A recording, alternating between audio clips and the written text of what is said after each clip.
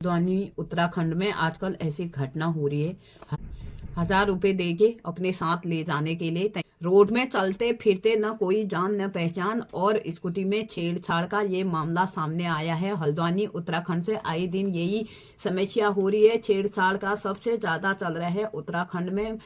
तो ये घटना है देवलचौड़ टांचौर नगर का नाम है, वहाँ पे देवलचौड़ टांचौर नगर में ये घटना हुई है, जो कि आप जिसने देखा है तो वो तो समझ जाएंगे, और जिसने नहीं देखा है वहाँ पे कितनी खुली जगह है और कितना वहाँ पे हमेशा रात के 10-11 बजे तक वहाँ पे गाड़ियाँ चलते फिरते रहते हैं और लोग आते जाते घूमते फिरते रहते हैं। उसके बावजूद कि भी उसके साथ ऐसा हुआ और एकांत में रहते हैं, कोई जाने आने में दिक्कत होती है। आजकल लड़कियां हैं और माताएं बहनें सभी जॉब करती हैं, कोई कोई होंगे जो घर में रहते हैं। इतने आने जाने में इतनी समस्या हुई, और मैं पुलिस प्रशासन से भी ये रिक्वेस्ट करूंगी, प्लीज इतने रोज रोज के यही हो रहा है, आज यहाँ ये हो गया कल वहाँ वो हो गया। हल्द्वानी में पुलिस प्रशासन लगी हुई है, इतने जगह कैमरा लगे हुए हैं, कैमरा खगालेंगे बोल रहे हैं। एक बार हादसा होने में तुम देखे रहो कि तब जाके हादसा होगा, फिर हम कैमरा खगालेंगे। अरे कैमरा खगाले वो तो हादसा होते होते बच गया, अगर कोई अनहोनी हो जाती उसके साथ। देखिए आप, ये अब घटना है 8 बजे की। 8 बजे उतना भी अंधेरा नहीं होता है। उसका पति ड्यूटी वाले थे और अपने हस्बैंड को देखने आई थी। वो ज्यादा दूर तो जाती नहीं कहाँ को, फिर भी उसको लगा होगा क्या पता रोड पे दुकानें हैं, वहाँ सारी दुकानें हैं, तो ड्यूटी से आके वहाँ बैठे तो नहीं है करके वो अपनी गली से बाहर आके रोड में आके वहाँ देख रही थी। वो इधर उधर वहाँ पे खड़ी रोड में से देख रही होगी कब आते हैं करके, थोड़ा इधर उधर देख रही होगी, और इतने में स्कूटी सवार एक आदमी आया और उसने उसके हाथ पकड़ा। हाथ पकड़ के उसने इतनी हिम्मत, तो उस औरत ने इतनी हिम्मत जुटाई कि उसने वहां पे कहीं से हाथ में पड़ा उसका पत्थर, और पत्थर से जब मारने के चाहे तब जाके वो भागा, नहीं तो 1000 रुपए दे रहा था। पर 1000 रुपए औरत की चरित्र की कीमत कोई नहीं होती है, कीमत होती ही नहीं है। और कोई ऐसी औरतें हुई, ऐसी लड़कियां हुई जो 1000 रुपए में बिक जाते होंगे, पर जो वीडियो बनाने का मेन कारण यही है मेरा। अच्छे समझदार नारी होगी, अच्छी जिसको अपनी इज्जत प्यारी है, वो कभी 1000 रुपए क्या, आप 1 लाख रुपए फेंको, 2 लाख रुपए फेंको, तब भी कोई नहीं बिकेगा। जिसको अपनी इज्जत प्यारी होगी, इंसान औरत के पास है ये क्या, उसका चरित्र ही है जो एक कभी बिका नहीं जाता है और कभी खरीदा नहीं जा सकता है, चाहे तुम कितने भी पैसे दे दो। और 1000 रुपए दे के वो मेरे साथ चल ऐसे कहने वाला ठहरा, उसको सादी सीधा औरत नहीं लगी होगी। शाम को वहां पे बाहर खड़ी है, घूम रही है, ऐसा सोच रहा होगा वो भी। और ऐसे लोगों ने आजकल हल्द्वानी में बहुत ज्यादा आतंक फैला दिया है, और वहाँ का पता एड्रेस जितना भी हो सका उसका बता रहे हैं। इसलिए नाम नहीं बताना होता है, लोग बोलते हैं तुम्हें पता कुछ नहीं है, एड्रेस नहीं बताते हो, घर का नाम नहीं बताते हो, औरत का नाम नहीं बताते हो, इस टाइप के भी कमेंट आते हैं मुझे। पर ये यूट्यूब के गाइडलाइन के खिलाफ भी है, और दूसरे की इज्जत उछालने का हमको इतना शौक नहीं है। दूसरे की इज्जत इस तरह से नहीं उछालेंगे, और तो जनता को जागरूक करना होता है। और इसमें से इससे अगर जो मैं वीडियो बना रही हूँ वो वीडियो से 2 लोगों को भी समझ आ जाए ऐसा हो रहा है करके, उतना मेरे लिए बहुत बड़ी बात है। मैं 2 लोगों को 4 लोगों को समझा तो नहीं पाऊंगी, फिर ऐसा हुआ उसके साथ हादसा करके आप सतर्क हो सकते हैं।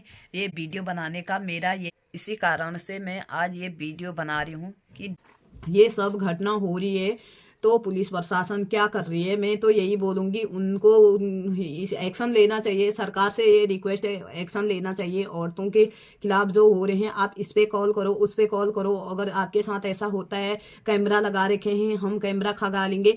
ये बातें सब हादसे के बाद क्या फायदा, जब इंसान को जरूरत है उस समय तो तुम्हारे पास कोई न पुलिस प्रशासन है न कोई कुछ है। और कैमरा लगा के, कैमरा में तो आपको अगर कोई मर गया होता कैमरा लगा के उसमें कैमरा लगा के आप कैमरा में मरे इंसान को आप जिंदा नहीं कर सकते हैं। बाद में खगालने से कोई इसका कोई सोल्यूशन नहीं निकलता है।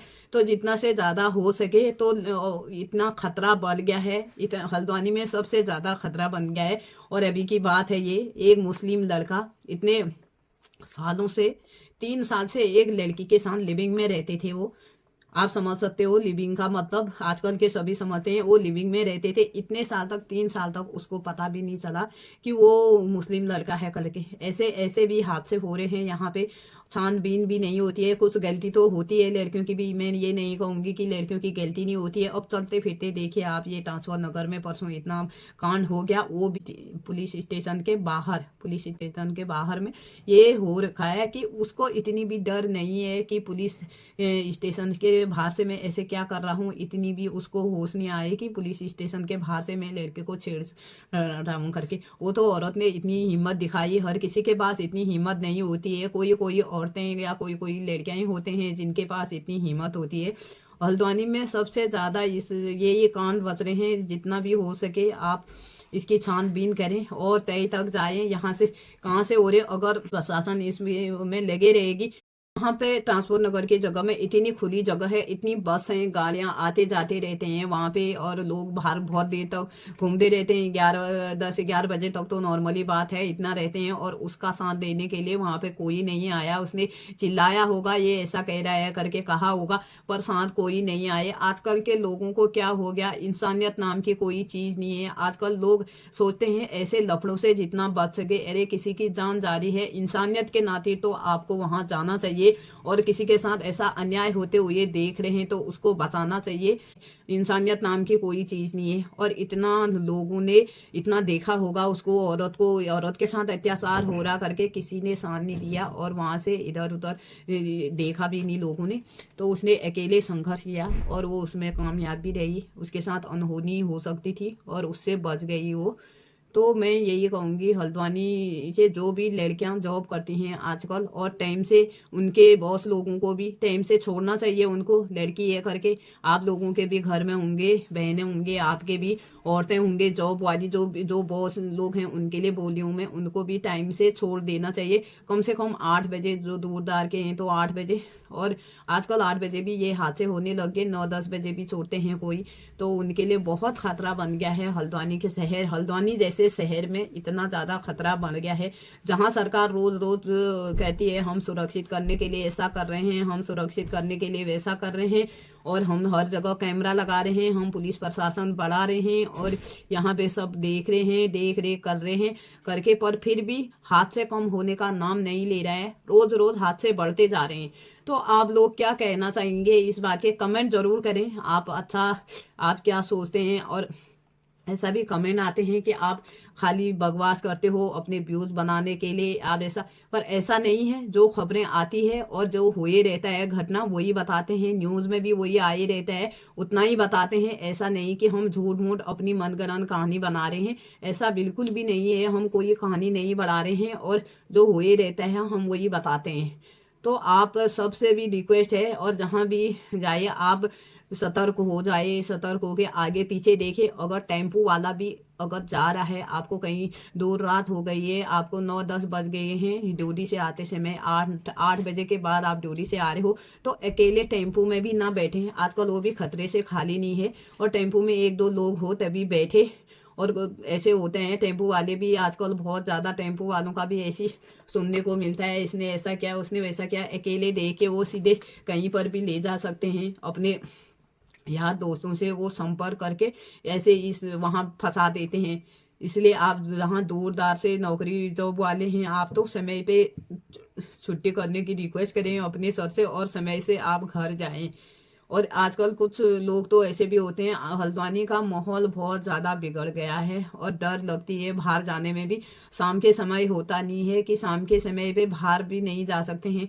लूट पाट की अलग ही समस्या हो रही है। जो अगर औरतें हैं, जो जवान हैं, लड़कियां हैं, उन पे ऐसे छेड़छाड़ का मामला आता है। और जो बुजुर्ग लोग हैं, बुजुर्ग लोग जाते हैं तो वहाँ उनकी चोरी हो जाती है। किसी के चैनी चुरा लेते हैं, किसी के कान के ही चुरा लेते हैं, कहीं पर भी उनको चलते फिरते दे हैं। ये आजकल का माहौल किसी के लिए भी सही नहीं है। मैं तो यही कहूँगी मेरे हिसाब से कि आप आगे पीछे देखें और समय से आप अपने घर आ जाए और सेफ रहें। औरतों के लिए जो संज्ञाने औरतें भी जाते हैं, उनका भी कितने बार ऐसा हुआ है, चैन स्क्रीन का मामला सामने आया है। कोई किसी का मंगलसूत्र चुरा लेते हैं, किसी का चैनी चुरा लेते हैं, ऐसा भी होता है। और जाऊँगी कमेंट में ज़रूर बताना, और आपकी क्या राय है क्या पुलिस प्रशासन की गलती है इसमें, या सरकार की गलती है, या अच्छी व्यवस्था नहीं है? आपकी राय जो भी होगी कमेंट जरूर करना। व्यवस्था कर रहे हैं बोलते हैं, अब व्यवस्था आप लोग खुद देख रहे हैं क्या व्यवस्था है, और हर प्रतिदिन यही होते जा रहा है। तो आज का वीडियो इतना ही। सतर्क रहें और सेफ रहें, और जो भी ये वीडियो देख रहा है कमेंट जरूर करें आप किसकी गलती लगाते हो इसमें।